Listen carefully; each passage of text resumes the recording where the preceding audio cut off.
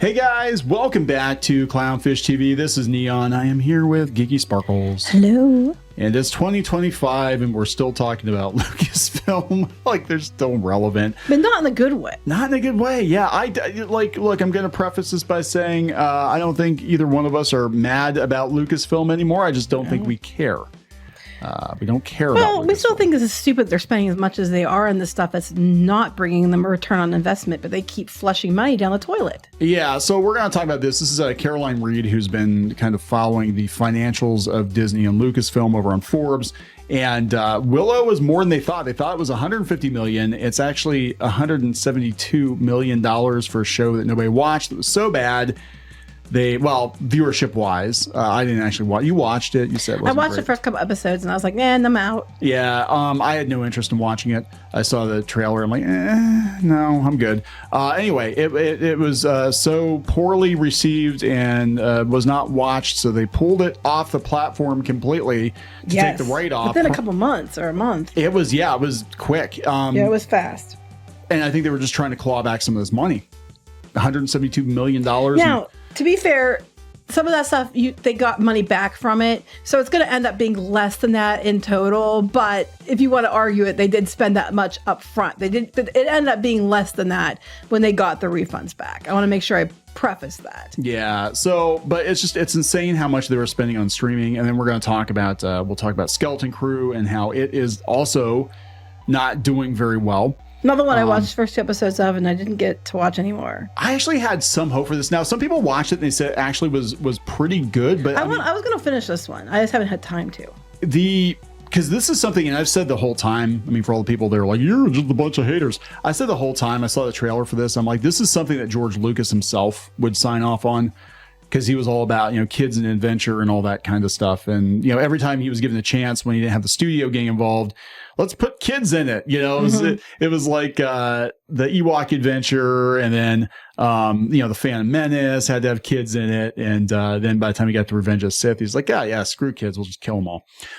Yeah, pretty much. Anyway, so let's talk about this. I think this is end stage Lucasfilm, at least Lucasfilm as we know it. I don't know where they go from here. They've got the Mandalorian movie coming out, which I don't have a lot of hope for. I think there's so little interest in anything Lucasfilm is doing at this point, Indiana Jones or Star Wars or Willow, that, like, again, I think you would have been better off just keeping the integrity of the original Star Wars trilogy intact and making merch off of that.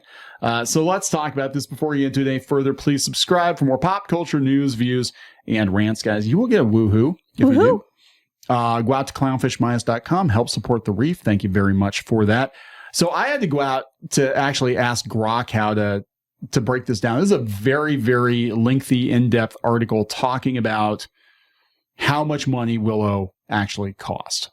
And Caroline Reed said it was a staggering $172.3 million. $1 million. That's like, $21.5 million per each episode. $21.5 million on each of the episodes. And then I don't think they even had 500,000 views in the first 5 days. No, it was very poorly received. It wasn't watched. Again, Willow, it was kind of weird because part of me was like, I was secretly hoping this would wind up being like Cobra Kai or Dark Crystal, where the show was not just a great follow-up to a movie, a cult classic movie, but also in some ways was better than and expanded the world.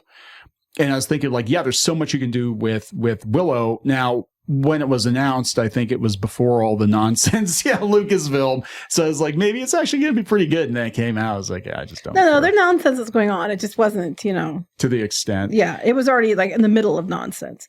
So, you have it broken down if you go over to the other thing. Yeah, if we go see what you... so this is how Grok breaks it down. So according to Caroline Reed's article, and this may or may not be accurate, but usually when it comes to numbers, Grok is usually accurate. Disney spent $172.3 million on producing the Willow series with an average cost of $21.5 million per episode for the 8 episodes. Okay. Financial structure. This is where it gets confusing because she really goes into detail as to how she got these numbers. The production benefited from the UK's audio-visual expenditure credit. They all do, because that's why I keep doing them over there. Right. Which reimbursed the production company Barking Lion Productions with up to 25% of its costs. This reduced Disney's net expenditure to $132 million. Additional grants from filming in Wales further decreased costs. Reimbursement details: $34.4 million from AVEC, $5.4 million from Wales, and $345,000 from miscellaneous income. Okay. Cost components: staff costs were significant, with $13.6 million spent on salaries. And they talk about the cancellation, Warwick Davis's reaction, and here we break it down even more. And so basically, they're talking about the viewership being low. They said that, according to Samba TV, is 481,000 households watched it in the first 5 days, which is not enough to justify the cost. Yeah, so by the time they got the reimbursements, they were saying about $132.2 million. Yeah, which is, before they were like, oh, it was 125, then went to 150. Now they're saying no, it was actually 172, but they got the money back. Regardless, for 8 episodes of a show based on a movie that really wasn't that big of a hit when it came out. I mean, I remember I went to a theater to go see Willow with my friend Craig, because we were just getting into Dungeons and Dragons back then. Hey, Craig, if you're watching. Hey, Craig. We were just getting into Dungeons and Dragons back then, and we went to go see Willow. We thought it was pretty awesome. I liked Willow. But we were also kids, too, right? And but I think it was for kids. I liked Willow, and I liked it. I watched I think it was on the Disney Channel. But, yeah, it was for kids. And that's the difference. Like, we have a lot of shows that were for kids they're trying to make for adults, which is cool because, I mean, the audience grew up. But they're losing the elements of it that were for kids, which is why people wanted to see it. We see this across the board. Shipping. Right. And their insertion of other things. And we've seen this across the board with franchises. Yeah. And that's the thing, too. Like, God, the shipper culture. Yeah. The whole movie, like, this whole show, all the conversation around this show was shippy, shippy, shippy, shippy representation. And here she breaks it down, this graph, a little better, too. Like revenue from the studio, miscellaneous income, wages and salaries, production, et cetera, et cetera. It ends up being that they got a net profit of $64,000. $64,000 profit. Yeah. Now, here's the thing, too, that she mentions in the article, and we've talked about this before, too, is that Disney, how they offset these costs for these shows that cost way too damn much money, is they will spread it out across like multiple shows, or they'll be like, like they did with Ms. Marvel, like, oh, we're going to show it on Freeform and ABC too, so we can say it was a show. But in this case, they pulled it down before it even had chance to really. I mean, it was they got through the episodes, and then after that, it was like a month or so, and then it was gone. And you have to remember too, the net profit. They're like, well, what's this other studio? They make up fake like studios. They give them they're studios, but they give them like code names. Blue Harvest, that kind of stuff, and then they do them as each their own thing. Even though they are part of the larger Lucasfilm, but they end up making 60. I'm surprised they made any, but the net profit was 64,000. Yeah, it's kind of weird how the Hollywood accounting, you hear about Hollywood accounting, and I'm kind of like, does the IRS, like the IRS goes after mom and pop businesses hard. They go after individuals hard. They go after these big studios because they're doing all kinds of stuff trying to move the money around so they don't get pinched for it. I'm like, do you pay attention, or are you just like, oh, they're paying millions of dollars in taxes every year? We don't really give a shit. We don't know how much they get for the write down. You're never going to know. Yeah. So I'm just like, they probably got more money they probably made more money in the end when they took the write down. That's probably what they looked at. They're probably like, well, if we take the write down, we can write off like, I don't know what it is, like half of that or whatever. And that's what, HBO did too. They had a lot of cartoon shows, kind of the same situation where they just pulled them off the platform completely and said, yeah, this is a bust. Batgirl. Yeah, it's a bust. We're actually going to be ahead. Like, we're not going to throw good money after bad. We're not going to put this thing out there and have to eat the cost. And it's almost like reminds me of getting like a 30-day trial of something and then having a money back guarantee on it. Like, if you don't like it after 30 days, you send it back and they give you your money back. Mm-hmm. It's like that. We spent $150 million, $175 million. Oh, it's not going to make us any money and we're going to have to pay taxes on it. No, we just send it back. We're gonna we get our money back. Yeah, we want our money back. So they got a write down. They probably profited more. They probably did. I think in some ways it's actually more profitable for them to just take the write down. And this one, I gotta wonder, is this gonna be? I mean, they haven't done it with Star Wars yet, but like this isn't going very well. I was not paying attention to Skeleton Crew that much, other than people said it's okay. It's not great. I saw the first 2 episodes and that's it. I was going to watch the rest of it, but it would depend how like the next a couple episodes went, if I would stick it out or not. So, she dropped this last night, I think, how the Acolyte beat Skeleton Crew. So the Acolyte did better than Skeleton Crew. guys. That's not good. What is this? Star Wars is having a resurgence, a lukewarm reception to the third season of The Mandalorian in 2023. It wasn't that good. I don't agree with that. Skeleton, yeah. And then the Nadir was last year's The Acolyte, the worst reviewed Star Wars show in history. Then came Skeleton Crew. Yeah, I think Skeleton Crew is like Andor, where people say it's pretty good, but you don't have a large audience. Yeah, I mean that's the thing people don't understand. Like when we talk about the numbers and stuff, we talk about the numbers of the shows, whatever. And what they don't understand is like it can be good. But two things can be true at once. Mm-hmm. The show can be good and it can also be a financial failure, right? I mean, some of my favorite movies of all time were huge financial failures. Transformers, the movie, was a huge financial failure. And it's one of my favorite movies. Well, you're not a real fan. That's why. But, you know. Not a real fan. It's a whole other story. I think I've seen that movie more than any other movie ever. Yeah, it didn't make a mark. They said it's not doing very well. This has a 91% from critics on Rotten Tomatoes. And audiences gave it an 80%, but it didn't even make it into Nielsen's top 10 original streaming charts in the first 2 weeks.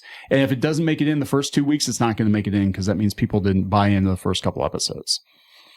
I think it did eventually, but it just didn't. I mean, it did not for the beginning. And I don't know. I don't think Acolyte won in any regard, personally, but that's just me. Yeah. But basically what this is showing me is their show after show, even if the shows are better in quality, that people are checked out. Like anything Lucasfilm at this point. I'm going to be honest. I think the entire Lucasfilm studio is radioactive. I think it's between all the dumbass decisions with Star Wars and their people going out there and attacking YouTubers and, you know, critics and just doubling down on the nonsense and being antagonistic. I think it's a radioactive brand. Well, here's what they're bringing up, and this is what we've mentioned too. They said that because they kept doing this stuff, like with, you know, the episodes, diversity and inclusion and all that crap, it basically kept people talking about it. And if you hate watched it, downvoted or whatever, it gave it legs because people kept talking about it, and they kept, you know, giving it engagement. And that's what we've mentioned several times too. And because of the engagement, it would be top of mind for people. It might still suck and all the engagement is negative, but they're just going to see that as engagement. Yeah. So many talking points. Yeah. The Acolyte was rarely out of the media during its run. Because the media was so busy white knighting for it too. So because you didn't see this with Andor, right? You didn't see this with Andor, and Andor, you know, people didn't really watch it, but a lot of people forgot it existed. But most people whose opinions, people forgot the Skeleton Crew existed for the same reason. You're not hearing about it. Most people whose opinions I trusted, Andor and Skeleton Crew, were both good. That they were both good. And if they came out instead of, Boba Fett and Obi-Wan and stuff like that, Star Wars might actually be in a slightly different place. The media isn't giving them all they'll in retrospect say they're good, but they weren't giving it all the attention because one, it wasn't clicks. Two, they were themselves personally wanting the Acolyte to succeed because they thought it was their representation. I hit the mic, sorry. Their representation. So, you know, they kept pushing and calling her by names because it mattered to them. So they aren't doing it with this one so much because it's not the diversity inclusion button isn't there. Even though it's very diverse. This is interesting though. She's saying Star Wars maybe past its prime. It's been. I think it's been. I think and we talked about this in another video, and we were talking about how at least I think there are some franchises that they were product of their time, and we have great memories of them. And those movies, like the original Star Wars trilogy, will be timeless. It will be like would have been like the Wizard of Oz. That 80 years from now, people are still going to be watching it. But I don't know if that's the case now. I think there's been so much damage done to it under the mismanagement of Disney that Star Wars is pretty much dead to generations, because the people that would have kept it alive and showed it to their kids and then their kids they don't care anymore. Like, you alienated that audience. You alienated the parents and the grandparents, and they're not going to pass Star Wars down generation to generation. It doesn't mean anything to kids today. And it's sad because even when our kids were younger,